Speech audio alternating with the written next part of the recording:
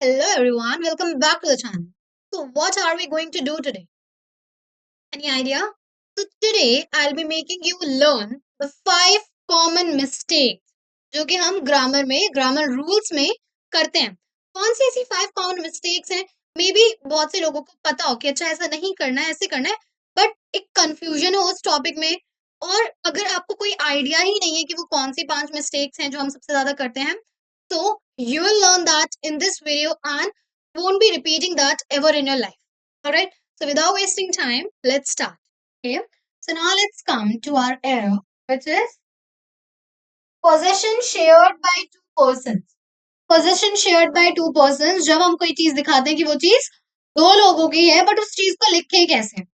For example, मैं मुझे बताना है कि ये चीज दो लोगों की है, ठीक है. हम पोजीशन दिखाने के लिए एप्रोस्ट्रॉफी एस तो लगा देते हैं, बट क्या अगर हमें दो लोगों की पोजीशन बतानी हो तो उन दोनों लोगों के बाद हमें एप्रोस्ट्रॉफी एस लगाना होगा. अगर आप लगाते हो तो आप बिल्कुल गलत हो. ये आपके सेंटेंस को बिल्कुल गलत बना देगा. कैसे? See for example, if you write it is Smith's and Peter's car, it is Smith's and Peter's car, तो दोनों में हमने क्या लगा दिया? एप्रोस्ट्रॉफी एस लगा दिया. But this is wrong. क्यों? क्योंकि दिस इज द एरर जो हम करते हैं. बट इसका like what is the correct way to write this sentence? It is Smith and Peter's car. क्या डिफरेंस है इन दोनों सेंटेंसेस में? कि जो हमारा फर्स्ट नेम होगा, जो हमारा फर्स्ट पर्सन होगा, जो टू पर्सन में से जो हमारा फर्स्ट पर्सन होगा, उसके साथ हमें एपोस्ट्रोफी एस नहीं लगानी है, बस अपने सेकंड वाले पे ही लगानी है. ठीक है. अगर हम किन्हीं दो लोगों की पोजीशन दिखा रहे हैं तो जो हमारी एपोस्ट्रोफी एस होगी, ठीक है, वो बस सेकंड पर्सन के नाम के बाद ही लगेगी, वो फर्स्ट पर्सन के नाम के बाद नहीं लगेगी. अगर आप दोनों में लगाते हो तो आपका सेंटेंस गलत हो जाएगा. अगर आप फर्स्ट में लगाते हो, सेकंड में नहीं लगाते, तो भी गलत होगा. What do you have to do is, आपको फर्स्ट में नहीं लगानी है एपोस्ट्रोफी एस, सेकंड में लगानी है, किन्हीं भी दो चीजों के, दो लोगों की पोजीशन दिखाने के लिए. ठीक है. तो this is what our rule says. Use apostrophe only after the name of the second person. तो आपको एपोस्ट्रोफी यूज करना है सिर्फ दूसरे पर्सन के नेम के ही बाद. कब? दूसरे पर्सन के नेम के बाद. जैसे कि this is mark and Smiths house, तो यहां हमने एपोस्ट्रोफी एस यूज करा है? नहीं. यहां करा है? Yes. And this sentence is correct, क्योंकि हमने यही तो पढ़ा अपने रूल में कि आगे वाला जो नाम होगा, जो फर्स्ट नेम होगा, उसके बाद हमें एपोस्ट्रोफी एस नहीं लगाना है, बट जो सेकेंड नेम होगा उसके बाद हमें एपोस्ट्रोफी एस लगाना है. नेक्स्ट देखते हैं. Okay, his her it's. The next is his her it's. ठीक है.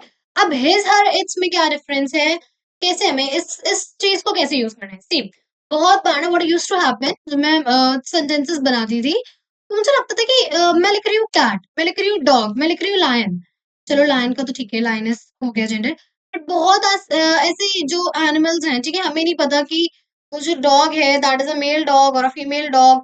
तो जब भी ऐसे सेंटेंसेस होते हैं ना, जरूरी नहीं हमें हर टाइम फीमेल डॉग को दिखाने के लिए बिच लिखना पड़ेगा. We don't write it. ठीक है. तो क्या होता है कि जब भी हमें जेंडर नहीं पता होता एनिमल्स का, तो हमें हिज या हर या कुछ करके अपना सेंटेंस इनकरेक्ट करने की जरूरत नहीं है. ठीक है. We don't know the gender of that animal, तो हम क्या लगा सकते हैं? Simply we can put its there. ठीक है. जैसे कि the dog lost his bone, the dog lost his bone, तो यहाँ पे मैंने हिज लगाया. मे बी वो डॉग फीमेल हो, हमें तो जेंडर नहीं पता ना, तो जेंडर इज अननोन. इसलिए हम क्या करेंगे? The dog lost his bone, the dog lost its bone, क्योंकि इट्स में यू यू कैन यूज ये कोई वो ये रूल की इट्स आप बस नॉन लिविंग थिंग्स के साथ यूज कर सकते हो, नहीं. और वहां पे भी यूज कर सकते हो इट्स जहां पे कोई जेंडर डिफाइन ना किया गया हो, and it is completely correct. In fact वही करेक्ट है. ठीक है. जेंडर डिफाइन करा ही नहीं गया और आप हिज या हर लगा रहे हो अपनी मर्जी से, तो that will be wrong. Alright. Next is use it if you don't know the gender of an animal. आपको इट लगाना है जब भी आपको किसी एनिमल का जेंडर ना पता हो. His dog participates in many shows. It has won many prizes. ठीक है. हमने अगेन यहाँ पे डॉग के लिए पहले हिज लगा दिया. इवन यहाँ हिज इसलिए लगाया क्योंकि वी हैव टू शो कि यहाँ पे जो हिज है ना, ये डॉग के लिए नहीं लिखा गया है. ठीक है. ये जो हिज है, ये डॉग के लिए नहीं है। अगर आप ध्यान से सेंटेंस को पढ़ो, मैं बोल रही हूँ हिज डॉग, दैट मीन्स कि मैं किसी लड़के का बता रही हूँ कि उसका जो डॉग है, और उसके बाद जो डॉग के लिए हमने वो यूज करा है pronoun, that is it. Alright, I hope आपको समझ आ गया होगा। सेकंड रूल सिंपली ये कहना चाहते हैं, अगर आपको किसी एनिमल का जेंडर डिफाइन नहीं करा गया है, तो आप सिंपली उसमें हिज हर में कंफ्यूज होने की वजह आप उसमें क्या लगा दो, इट्स लगा दो। It will be correct and it is correct. Next देखते हैं, वेल, गुड, हैप्पीनेस। क्या समझ आया यहाँ पे? गुड यूज करते हैं हम किसके साथ? हैप्पीनेस के साथ, ठीक है। तो हमें क्या लगता है, जहां हम वेल यूज कर सकते हैं वहां हम गुड भी यूज कर सकते हैं। हम हमेशा confuse, she is well, she is good, she is doing well, she is doing good, कोई तो डिफरेंस होगा कि शी, जब भी हम किसी की हैप्पीनेस को दिखा रहे होते हैं, ठीक है, किसी की हैप्पीनेस को, कोई चीज, कोई अपने काम में, like when ever, just just याद रखना किसी भी सेंटेंस में उस गुड या उस वेल को, उस सेंटेंस को समझने की कोशिश करो कि यहाँ पे हैप्पीनेस दिखाई जा रही है।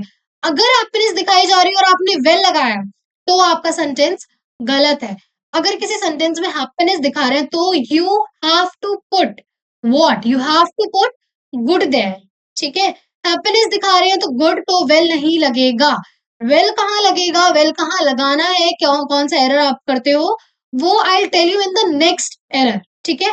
But for now I am just telling you कि अगर वेल है और हैप्पीनेस की बात हो रही है, तो आपने वेल लगाया तो वो गलत हो जाएगा। Instead what you have to put there, good. Example देखो, he feels well, that means कि हम हैप्पीनेस दिखा रहे हैं ना कि उसको अच्छा लग रहा है, वो खुश है। तो यहाँ पे वेल लगाना चाहिए, नहीं लगाना चाहिए, क्या लगाना चाहिए फिर, गुड, क्योंकि गुड ही डिफाइन करता है हैप्पीनेस को। तो ही feels well, he feels good is the correct one. Next, use good when express happiness. जब भी हम हैप्पीनेस को एक्सप्रेस कर रहे होते हैं, तो वहां पे हमें कौन सा लाइक वेल यूज करना चाहिए कि गुड यूज करना चाहिए? तो we have to use good there, ठीक है। She feels good after attending the constant, that means कि यहाँ पे क्या एक्सप्रेस कर रहे हैं, उसकी हैप्पीनेस, इसलिए हमने क्या लगाया, गुड लगाया। She feels good after attending the concert, he feels good by working for the company. Again एक हैप्पीनेस एक्सप्रेस कर रहे हैं, इसलिए हमने क्या लगा दिया, good. He feels good. Alright, so what does this rule wants to tell you, or you can say what does like the small error which you do, क्या है वो, ये कि जब भी कोई सेंटेंस में एक लाइक हैप्पीनेस एक्सप्रेस करी जा रही हो, तो वहां आप वेल नहीं लगाओगे। ऑल्दो हमें ऐसा लगता है कि वेल और गुड में ऐसा कोई डिफरेंस नहीं है, कुछ भी लगा दो, दोनों से नहीं, जो डिफरेंस है I want to tell you that, ठीक है। तो वेल या गुड में से हमें क्या लगाना है, गुड लगाना है, अगर हैप्पीनेस एक्सप्रेस करी जाए। नाउ लेट्स सी कि वेल कहाँ लगाते हैं फिर, क्योंकि वेल भी तो लगता है ना हमें। चलो आपने बता दिया कि वेल हटाना है, गुड लगाना है, बट वेल कहाँ लगाना है फिर? Let me just tell you कि वेल कहाँ लगाना है। तो वेल, गुड, क्वालिटी, तो वेल हम लगाते हैं,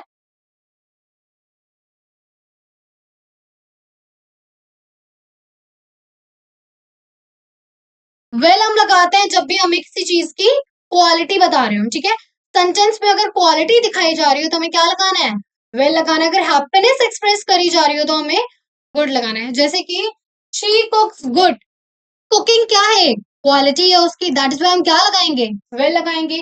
तो she cooks well is the correct one. Why? क्योंकि cooking again is a quantity. She dances good, is it looking correct?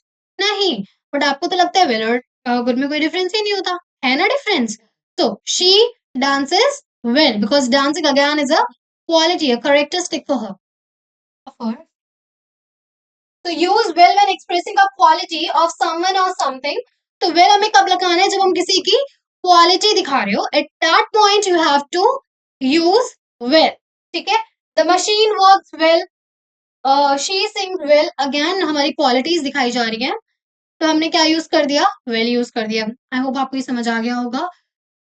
So all the I have told you the errors which we did in this video. तो अगर आपको ये समझ आया हो और आपको अच्छा लगा ये वीडियो, then please इसे लाइक करें।